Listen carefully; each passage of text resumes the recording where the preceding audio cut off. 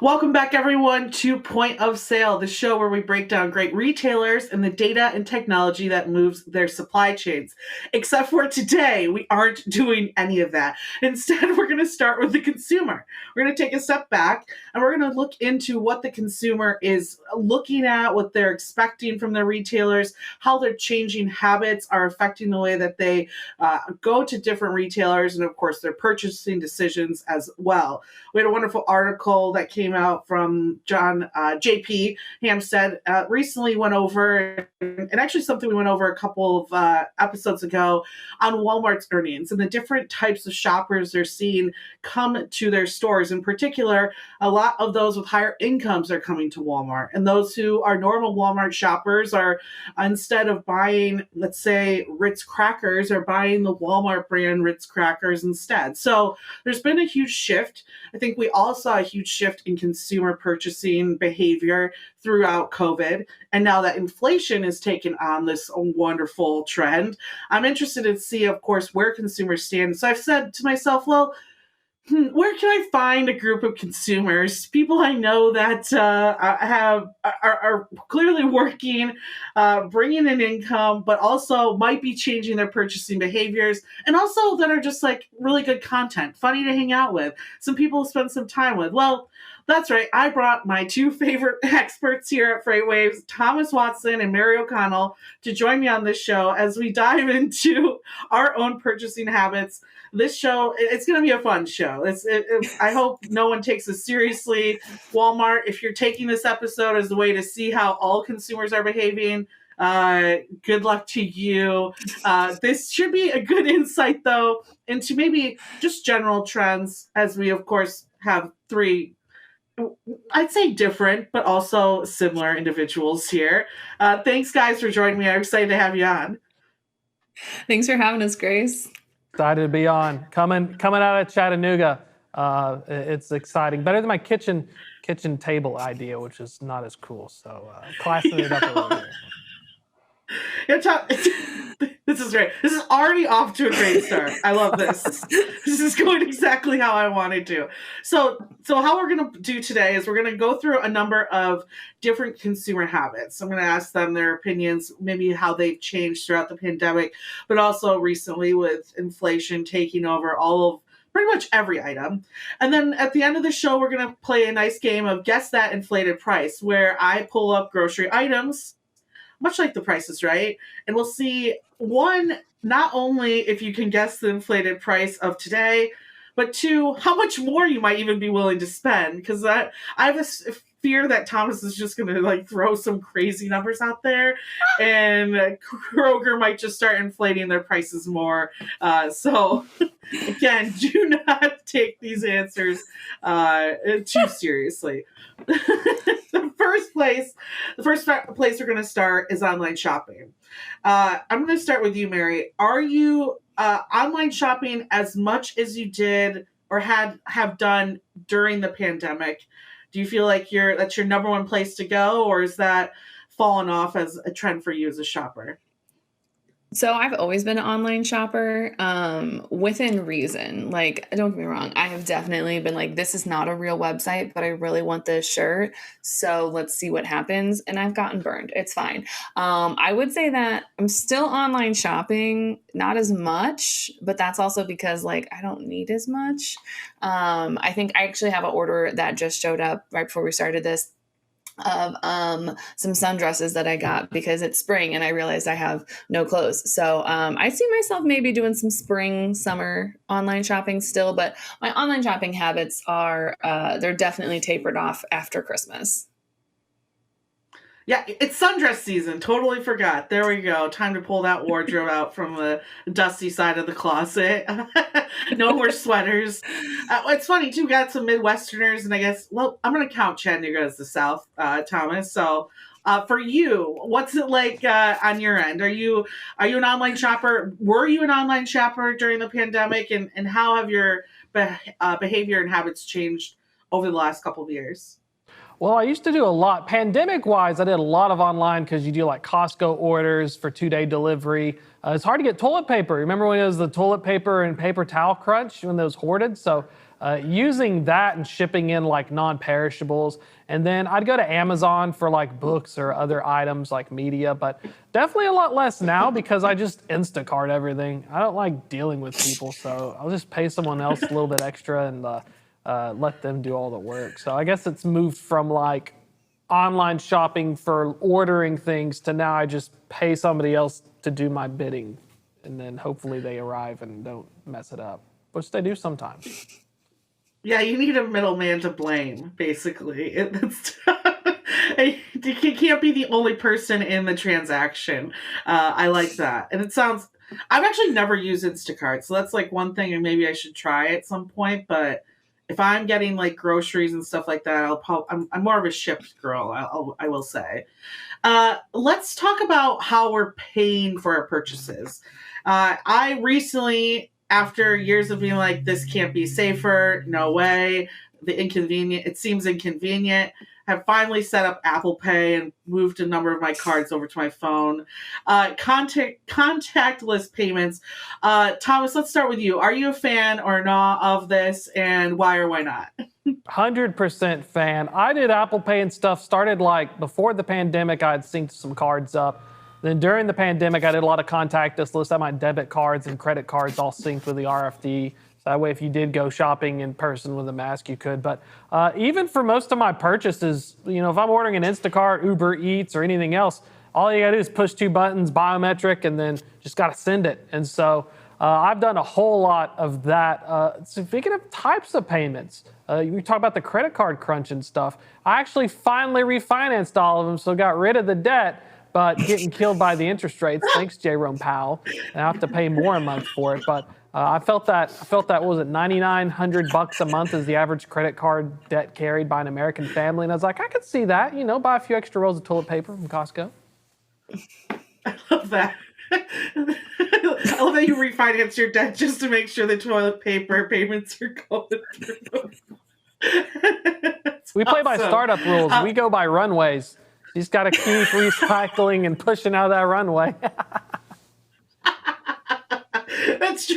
That is it. You know what? It is kind of funny, to be honest with you, the way that like finance Twitter teaches you like how to use credit cards and how to like manage your debt. And now we're in this credit card crisis. It's like, I think we should, if there's anyone to blame, it's the finance pros of Twitter for getting us all to this position. Mary, for you, contactless payments or not? I like the idea of contactless payments. I have tried many times to set up Apple Pay, and I don't know if I just like don't understand what I'm doing, which is highly likely. I can never get it to work. Like I try to get it to work when I like check out and do like the order on the Target app. I try to get it to work and it's just like, oh, it's not valid. And I'm just like, okay, I don't know what this is. So I don't have contactless payments set up, but I do have the credit card with the chip that you can tap. And I do like that, except I never know where to tap. So this is a message to retailers everywhere. Please put like a little sticker on like the pay pad where I'm supposed to tap my card. Because otherwise I'm just tapping it around, like looking for, like I'm trying to like summon a demon. I just am trying to pay for things.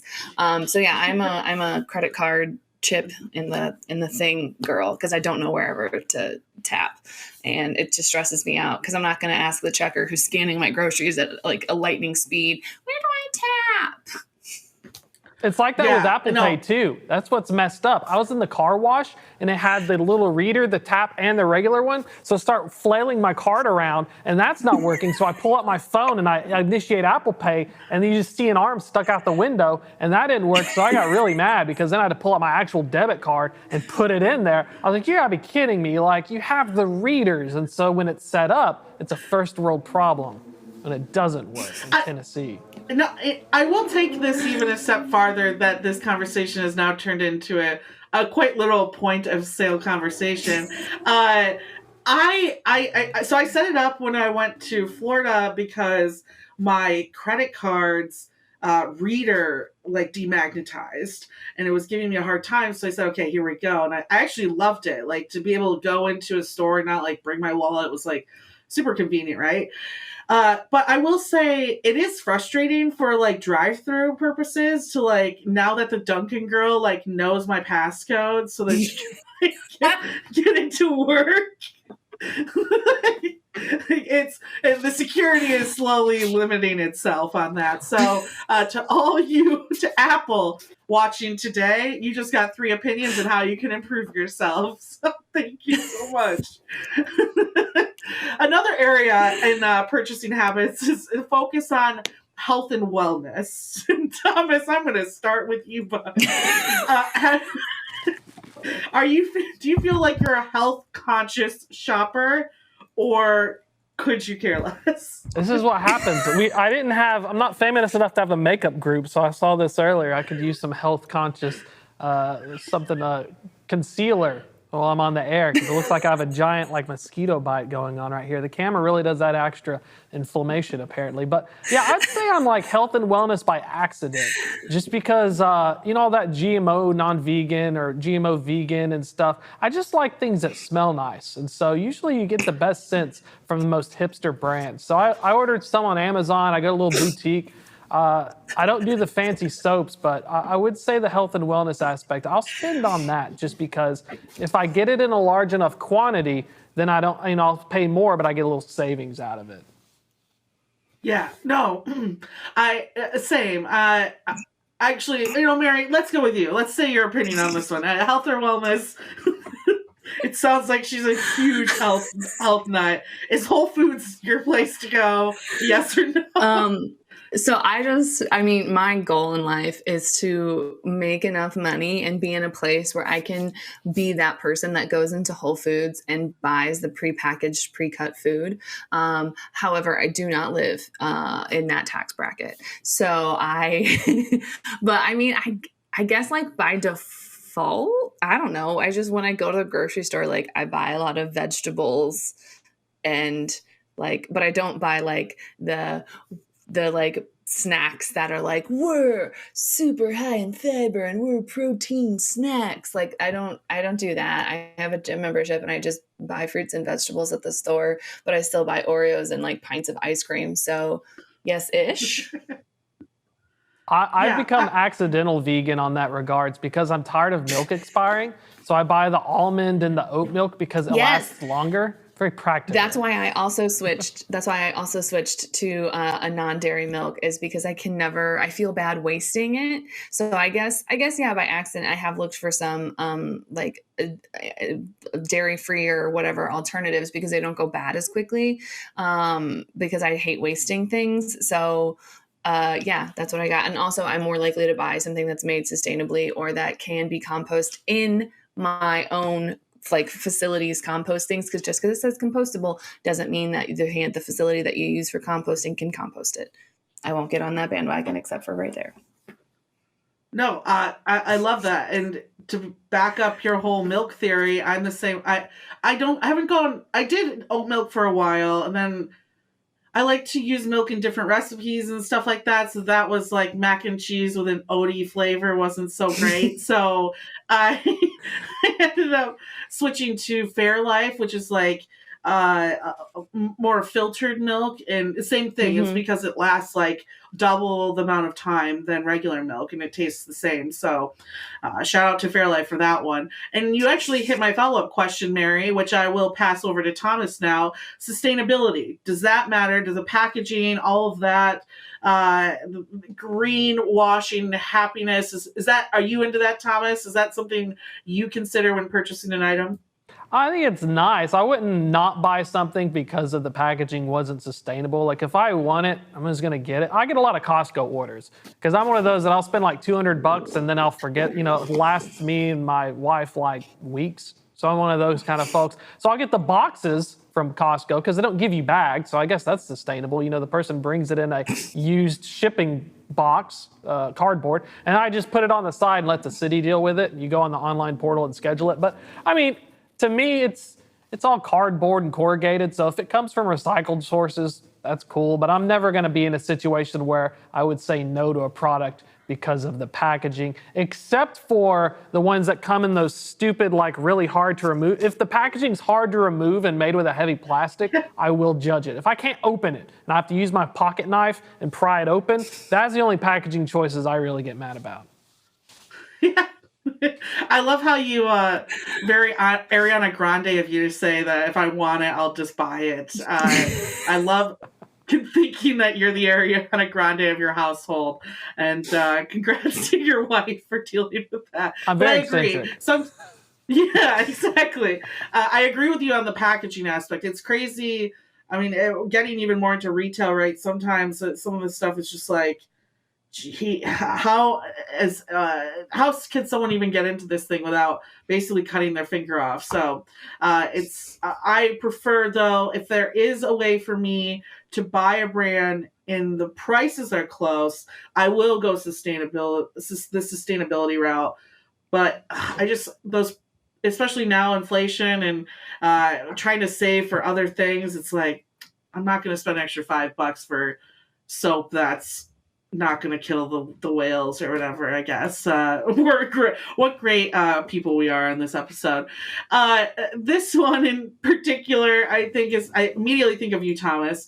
Have you continued cooking at home after COVID? Is that something that you think that maybe you'll continue doing? Do you feel like you're saving money nowadays with inflation cooking at home, or is eating out comparable? What are your thoughts in that area, Thomas? I'm very fiscally like irresponsible and bougie. So for me, cooking at home has been actually a very big time saver because, I go out to eat. I'm gonna go to a nice restaurant. I'm gonna get some drinks. I'm gonna drop like 150 to $200 and then like feel bad later on. But I do like grilling, so I do have a grill and stuff. Now that it's springtime, I will cook out more because I can access my smoker without freezing myself to death in Tennessee. So I think cooking at home more because you can tell, like I could spend probably $100 worth of Costco groceries, which is like 6 pounds of chicken, asparagus, mushrooms, starches, potatoes, and that'll last me 5-6 days. Versus I spend $100 without any alcohol at a restaurant and I only get like 1 day. So it's definitely been a savings for me. I've had to be responsible and cook at home more. So begrudgingly, yes. Yeah. I honestly can't even find a restaurant these days that is like, I think it was like Chick-fil-A. I was looking at their menu the other day and I'm like, this is going to cost me $30, like for just a chicken sandwich. So I'm definitely at home more. How about you, Mary? I mean, I've always been a big cook at home person. It started in college mostly out of necessity because, when you're in college, you don't have money. So you can't really go out to eat. But I started in college and it's really just kind of taken off because we got in a bad habit of eating out for a while, especially during the pandemic. We had our restaurant community here in St. Louis was insane and wonderful, and everyone was doing to-go orders. You could get drinks to go. So we definitely single-handedly stimulated the economy during the pandemic when it came to eating out, or getting to-go orders. But now I have a hard time because I love getting delivery food and I love not having to cook. But when it's going to cost me like $70 for 2 pad thais to come to my house, because with the extra fees and a tip, because I'm not going to be one of those monsters that doesn't tip my delivery person, between that and like the extra fees for the delivery services, and then like the markup on some of the meals, you're like, I'm down $70 just to not have to get off my couch. And so I've actually, when I'll make a bunch of food, I'll make like a little bit leftover. So we have some stuff to eat for the week. But like Thomas said, I can go to Aldi and get a week and a half's worth of groceries for $80 to $90 for 2 people. And we'll have food for a week and a half. And because I really want to start treating like going out as like a nice thing to do, not just like we happen to end up at Applebee's because it's close and there's an empty parking lot and we're hungry. I wanted to go to like the actual places we want to go to, not just, because it's there. Yeah, completely agree with you on that one. It's just so crazy. I don't think Hidden I've fees. ate out. Yeah, the hidden fees, man. It's a dollar here, a dollar there, and it adds up quickly. I mean, I don't think I've eaten out in weeks at this point, to be honest with you, because it's so much easier to just cook at home. And if anything, I'm working on, as Annie said in the office, learning to cook for one. That's my problem, and I know you two aren't experiencing that, but boy, yeah, Oh, like we're talking about waste. I have done many of cooking for ones. And I learned that lesson of you go to find a recipe and suddenly you're eating spaghetti for breakfast, lunch, and dinner every day for a week. So if you find out the way to do that, Grace, let me know. Small portions, smaller portions than you think. That's the key. All right. Speaking of groceries, it's time for us to play a wonderful game of Guess That Inflated Price. Now, I guess let's just say audience, but audience and members of the team here, this is all Kroger prices. So I figured Kroger's all over the place. We'll go with this one. So keep that in mind as well. But our first item we're going to start with for everyone is Kroger eggs. If we can bring up that image really quick for us. Now, this is an 18 count egg box, etc. They're grade A large white eggs. How much do you think this costs? Let's go Thomas first. $7.50. I knew this was how it could go. I knew it. Love it, Thomas. Keep that number down. Mary, how about you? 18 count eggs. I'm going to assume that we're doing Midwest pricing because eggs can be different prices across the country. I'm going to assume that we're doing a hearty Midwestern price. And I'm going to say for store brand eggs, I'm not super familiar with Kroger. We don't have one, but I'm equating it to like I've been to one. I'm going to say like $189 to $215. Mary is closer. It is $3.99 for 18 eggs. So I thought you just blew that out of the water. But here's a good question. We know Thomas is $7.50. Mary, how much would you be willing to pay for eggs? If it's just this normal store brand one, $3 gets quite a lot. But I mean, at the same time, like I would have to look and see what the other ones are. Like if the brown eggs are also going to be $4, then I'll just buy the brown eggs. I really wouldn't go much over $3.50. We're not a big egg household, so thankfully I've been pretty spared by the egg increase. But yeah, I wouldn't say much above $3.50. Yeah, and this is 18, so it's a little bit more than 12, which is pretty nice as well. Let's go to the Kroger private brand salted butter. Thomas, start with you again, bud. How much do you think this costs? This is 4 sticks inside salted Kroger butter as well. $4.99. Like it, Mary? I'm going to say he's pretty close. As an avid butter person, although I do buy unsalted because I like to know how salty it's going to be. I'm going to say probably, Thomas, you said $4.50? $4.99. $4.99. I'm going to say $4.50. Oh, Mary, you are 1 penny off. $4.49. I love it. Let's go. You're the next contestant on The Price is Right. Now, I feel like I should also... I was going to say, I feel like I'm also kind of cheating because I am the one who primarily does the grocery shopping in my house. So I am very aware of some of the prices. It's the Instacart prices. They're inflating them and making me think it's more expensive. That's my theory right there. Well, we're going to stick with butter really quick, but let's bring up Land O'Lakes salted butter sticks. Now, I will say on this website, it is on sale, but we're going to go with the regular price on this one. How much do you think it costs to get the good old Land O'Lakes sauce here? I'm going to say $5.25. Oh, $5.25? No, you're good. Thomas, what do you... Margarine makes me think $3.69. So, Thomas, you're close to the sale price, which is an awesome sale, by the way. I might need to add that to my cart. It is $5.79 normal price. So, kind of shows you where private brands right now are really winning because someone's going to look at those two and say, yeah, I'm going to go ahead and grab the Kroger one. For this last one here, oh, yeah, go for it.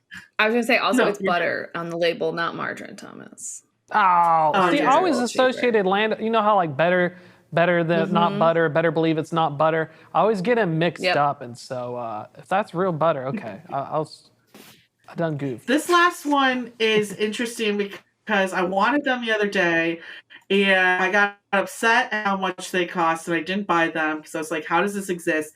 Bring up fudgesicles for me, guys, if you can, in the back room. Good old fudgesicles. And honestly, the no sugar added pisses me off as well, but we'll deal with it. Thomas, how much do you think fudgesicles cost these days? $8.99. Mary? I'm gonna say he's pretty close. I'll come in at $7.75. Well, you guys are willing to pay a lot of money for some fudgesicles. These are $5.99, a little high, but not too far off. But still, it's a crazy $5.99 for fudgesicles. It's crazy. It was almost $8 for drumsticks the other day, and I was like, y'all, out your minds, out your minds. The economy is in shambles. Bring back the taco. Yeah, exactly. I have about 1 minute here for both of you. Tell the audience where they can go and become a part of your communities and reach out to get your content as well. Let's do Mary first. You can go to freightwaves.com/chat-call for the Freight Broker and 3PL podcast or community. And then you can go to freightwaves.com/running on ice for your cold chain information. And then also you can find me on LinkedIn, Mary O'Connell. There you go. Love it. Thomas? FreightWaves.com/loaded and rolling. We do trucking stuff. We also do the podcast Tuesdays at 1 p.m. Eastern. Check it out. I love all that trucking stuff. And for everyone out there, make sure that you head to FreightWaves.com, click on newsletters, click on Point of Sale, and become a part of our community as well. And of course, check out the radio show every night, 5 to 7 p.m. on the Road Dog Trucking Channel, channel 146 on Sirius XM.